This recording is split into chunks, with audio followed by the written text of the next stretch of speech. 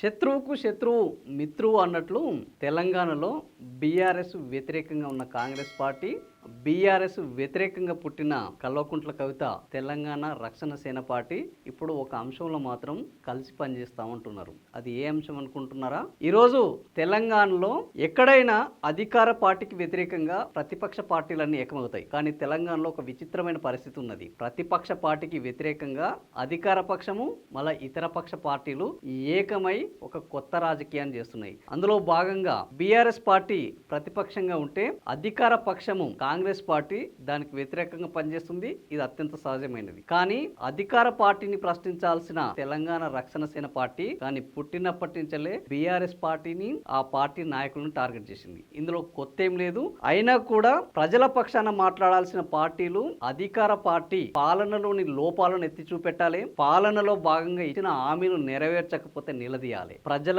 గొంతుకను వినిపించాలి. కానీ ఇక్కడ ఏం జరుగుతుంది? తెలంగాణలో బీఆర్ఎస్ పార్టీ ఖాతాల మీద వీళ్ళిద్దరు దృష్టి పడింది. బీఆర్ఎస్ పార్టీ ఖాతాలో 1400 కోట్ల రూపాయలు ఉన్నాయి. ఈ 1400 కోట్ల రూపాయలను పంచాలి అంటున్నారు. ఇంతకు ఈ 1400 ఖాతాలను ఎవరికి పంచాలంటున్నారు? 1400 మంది ఉద్యమకారుల కుటుంబాలకు పంచాలని అంటున్నారు. ఇంతవరకు బాగానే ఉంది. కానీ తెలంగాణ ఉద్యమకారులకు 250 గజాల భూమి ఇస్తాము, 25,000 రూపాయల పెన్షన్ ఇస్తాము, ఇంటికో ఉద్యోగం ఇస్తాము అని అధికారంలోకి వచ్చిన కాంగ్రెస్ పార్టీ ఇప్పటి వరకు తెలంగాణ ఉద్యమకారులకు కనీసం రేషన్ కార్డు కూడా ఇవ్వలేదు. వాళ్ళకి ఇస్తానన్న పెన్షన్ కు దిక్కు లేదు. వాళ్ళ ఇండ్ల స్థలాలకు అసలే దిక్కు లేదు. ఉద్యమకారులు చివరికి మళ్ళా మాకిచ్చిన హామీలను నెరవేర్చండి ఉద్యమానికి సిద్ధమయ్యారు. తెలంగాణ తెచ్చుకోవడానికి ఉద్యమం చేసిన ఉద్యమకారులు తమకి ఇచ్చిన హామీలను నెరవేర్చండి సీఎం రేవంత్ రెడ్డి అంటూ ఇదే గన్ పార్క్, ఇందిరా పార్క్ దగ్గర ఉద్యమం చేస్తే వాళ్ళ మీద కూడా లాఠీలను ప్రయోగించాల్సిన పరిస్థితి ఏర్పడ్డది. తాజాగా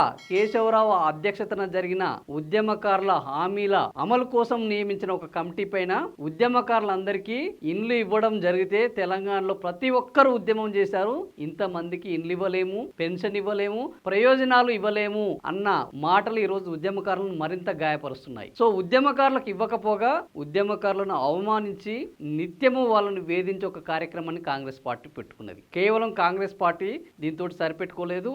తెలంగాణ ఉద్యమకారులకు తెలంగాణ కోసం ఏర్పడ్డ పార్టీ బీఆర్ఎస్ ఏమీ చేయలేదంటూ తెలంగాణ రక్షణ సేన పార్టీతో రాజకీయం చేస్తున్న కల్వకుంట్ల కవిత కూడా అనేక హామీలు ఇచ్చింది. కానీ ఇప్పటి వరకు ఉద్యమకారుల కోసం ఆమె పోరాడింది, చేసింది ఏమీ లేదు. ఇప్పుడు తాజాగా బీఆర్ఎస్ పార్టీ లక్ష్యంగా చేసుకుని బీఆర్ఎస్ పార్టీ ఖాతాలో ఉన్న 1400 కోట్ల రూపాయలను ఇవ్వాలి అని ఒక కొత్త డిమాండ్ చేస్తుంది. బీఆర్ఎస్ పార్టీ ఖాతాలో ఉన్న 1400 కోట్ల రూపాయలు ఆంధ్ర కాంట్రాక్టర్ల నుంచి వచ్చాయి కాబట్టి ఇవి ఉద్యమకారులకు ఇవ్వాలని అటు కల్వకుంట్ల కవిత, ఇటు రేవంత్ రెడ్డి ఇద్దరు బహిరంగంగా ఒక అంశంలో ఒకటే నినాదాన్ని వినిపించడము వీళ్ళ యొక్క చీకటి ఒప్పందానికి ప్రత్యక్ష నిదర్శనంగా చెప్పవచ్చు. సో మొత్తానికి ఒక రాష్ట్రంలో ప్రజల పక్షాలను నిలబడాల్సిన పార్టీలు అధికార పార్టీ మినహా మిగిలిన పార్టీలు ఈ రోజు అధికార పార్టీ వంత పాడటం, రేపు వీళ్ళు అధికారంలోకి వస్తే ప్రజలకు ఎలాంటి న్యాయం కల్పిస్తారు, ప్రజల హక్కులను ఏ విధంగా కాపాడతారనే దానికి ఒక నిదర్శనం. సో కేవలం నిరుద్యోగుల గురించి మాట్లాడకుండా, ఈరోజు రైతుల గురించి మాట్లాడకుండా, రాష్ట్రంలో ఉన్న అనేక హామీలను అమలు చేయకపోతే అధికార పార్టీని నిలదీయకుండా ప్రతిపక్ష పార్టీ మీద ఎక్కుపెట్టే కల్వకుంట్ల కవిత, అదే విధంగా ఇచ్చిన హామీలను అమలు చేయకుండా వస్తున్న డిమాండ్లను తట్టుకోలేక డైవర్షన్ పాలిటిక్స్ చేస్తున్న కాంగ్రెస్ పార్టీ రెండు ఒకే దారిలో ప్రయాణిస్తున్నాయి, ఒకే నావలో ప్రయాణిస్తున్నాం అనే దానికి నిదర్శనం. నిజంగానే ఇన్ని సమస్యలను వదిలేసి బీఆర్ఎస్ ఖాతాల మీద పడడము సమంజసమేనా? నిజంగానే బీజేపీ పార్టీ ఖాతాలో ఈరోజు 8,251 కోట్ల రూపాయలు ఉన్నాయి. కాంగ్రెస్ పార్టీ ఖాతాలో 1,194 కోట్ల రూపాయలు ఉన్నాయి. మరే బీజేపీ ప్రతిపక్షంగా ఉన్న కాంగ్రెస్ పార్టీ బీజేపీని ఎందుకు ప్రశ్నించడం లేదు? బీజేపీ వల్లనే నేను జైల్లోకి పోయాను అన్న కల్వకుంట్ల కవిత బీజేపీ పార్టీ ఖాతాల గురించి ఎందుకు మాట్లాడట్లేదు?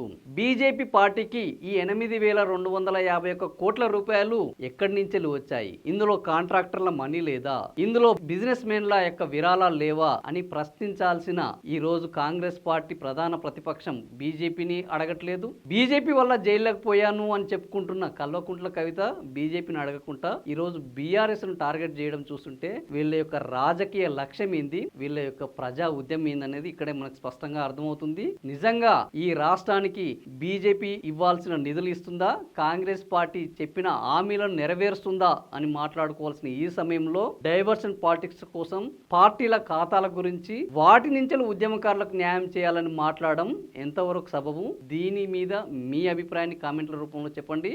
ఈ వీడియో నచ్చితే నలుగురికి షేర్ చేయండి. బాగుంది అనిపిస్తే బెల్ బటన్ నొక్కి సబ్స్క్రైబ్ చేయండి. Thank you for watching this video.